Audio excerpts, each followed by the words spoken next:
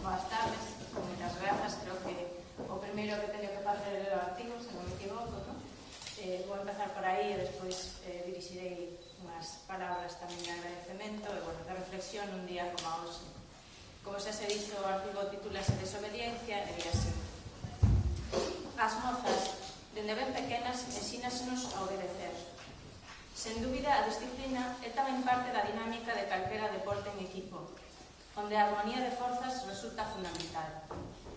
Porén, hai momentos onde a desobediencia é o mellor dos exercicios, como demostra a xogadora de baloncesto Diana Taurasi, que corre o risco de ser multada con máis de 500.000 euros se non acata o novo uniforme adoptado pola FIBA. Seguramente a Taurasi non lle dixeron cando asinou o contrato que o seu corpo, as curvas, as pernas, ia ser reclamo publicitario.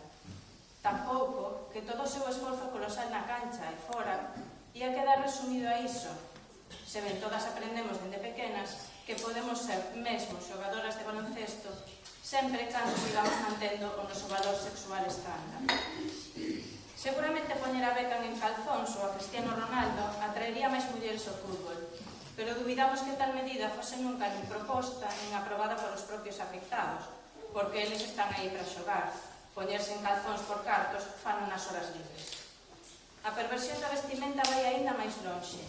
Se as xogadoras son un dos poucos exemplos para as poucas nenas e mozas valentes que fan do deporte a súa vida, dubido moito que converterse en obxecto sexual as vai a motivar. Iso é o que pasa cando as mulleres teñen que traballar en entornos, a maioría, onde os homes toman as decisións. E por iso a desobediencia de Taurasi é a única alternativa, unha liberación da que todas debemos tomar exemplo.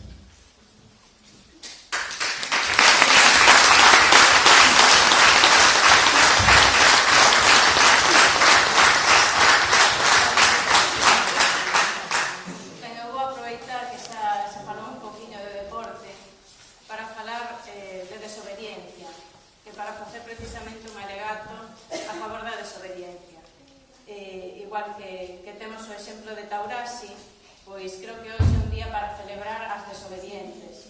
Aquelas mulleres que son moitas, e poderíamos dar moitos exemplos de moitos lugares, dende as blogueiras do Oriente Medio, a Rosa Parks, que se negou a sentar na parte de atrás dun bus, ata a propia Dora Vázquez, que escribe nun idioma que pasaba por moitas dificultades e que adoptou tamén un estilo xornalístico no que aínda as mulleres temos moitas dificultades de acceso a esa palabra pública.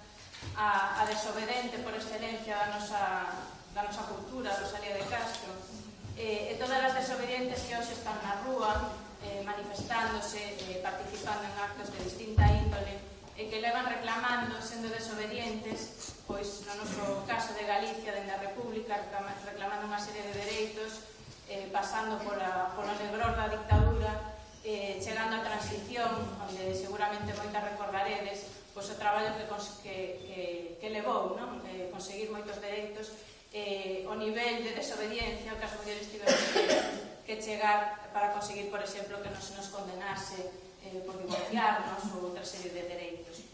Eu creo que a desobediencia é unha lección moi importante que temos que aprender a nos que nos educan a ser obedientes, e máis nos tempos que corren, porque estamos nunhas circunstancias nas que eu creo que a desobediencia é a única resposta.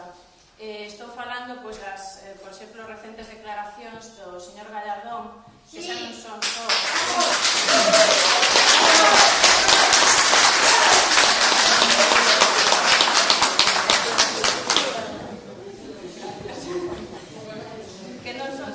un insulto aos nosos dereitos, senón a nosa propia inteligencia, porque utilizar a linguaxe, por exemplo, de violencia estructural, que é algo que as feministas tardamos moito tempo en desenvolver, agora utilizarse desa maneira. E tamén é hora de ser desobedientes ante feitos como a reducción do Estado, que se nos vende con ese lema dos recortes e da austeridade, pero que en realidad o que significa é deixar a intemperie as mulleres principalmente, e o mesmo acontece coa reforma laboral. É importante recordar que o Estado está aí para garantir que todas as persoas que nacemos con condicións moi desiguais podamos ter igualdade nos dereitos e no acceso aos recursos, non? E ben, por último, vou falar dunha desobediencia que me trae de volta a este premio e polo cal creo que ten unha importancia fundamental, e é a desobediencia na voz e na palabra.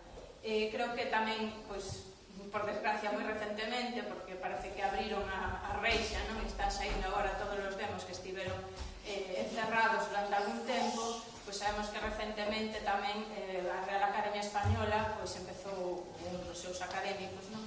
A lanzar certas diatribas sobre a linguaxe inclusiva e demais. Ben, desobediente é unha palabra que inclúe tanto homes como mulleres, iso é maravilloso, pero creo que sobre todo na palabra e no discurso é onde temos que ser máis desobedientes, porque iso é o que subsaca todo o demais.